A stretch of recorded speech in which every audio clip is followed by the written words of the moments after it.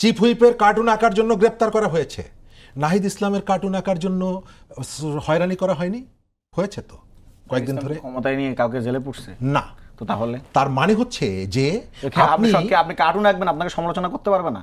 কার মানে কেউ যদি কার্টুন আঁকে সেটা যদি তার যৌক্তিক সমালোচনা হয়, তাহলে সেই কার্টুনের বিপরীতে যদি কেউ সমালোচনা করে সেটা করতে পারবে না? কার্টুন যে এঁকেছে, যে কার্টুনিস্ট, তাকে আপনি তুলাধুনা করেননি? করেছেন তো। মানে আপনি সমালোচনা করতে পারবেন না। সমালোচনার ক্ষমতা আপনার এখন আছে, আপনি করছেন। হ্যাঁ। আপনার হাতে যখন শক্তি, আমি বলি সেটা করলে তখন আমি বলি বলবেন। হ্যাঁ, আপনার হাতে এই নাহিদ ইসলামের হাতে কি হয় নাই, প্রথম আলো রসালো থেকে শুরু করে সবাই তো বলতেছে।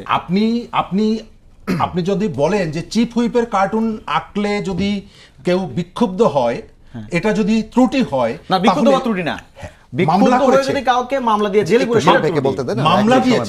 মামলা দিয়েছে, আর আপনার হাতে মামলা দেওয়ার ক্ষমতা নেই, আপনি এখন মামলা দেন নাই।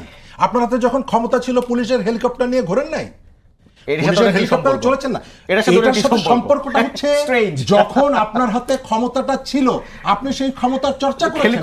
হেলিকপ্টার নিয়ে কি কাউকে তুলে নেওয়া হয়েছে?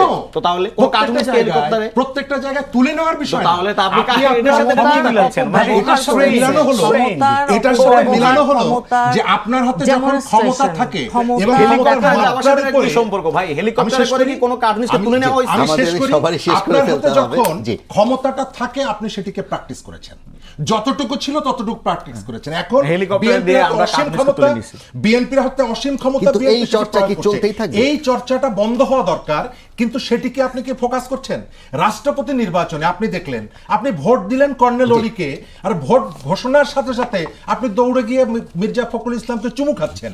তো এই যে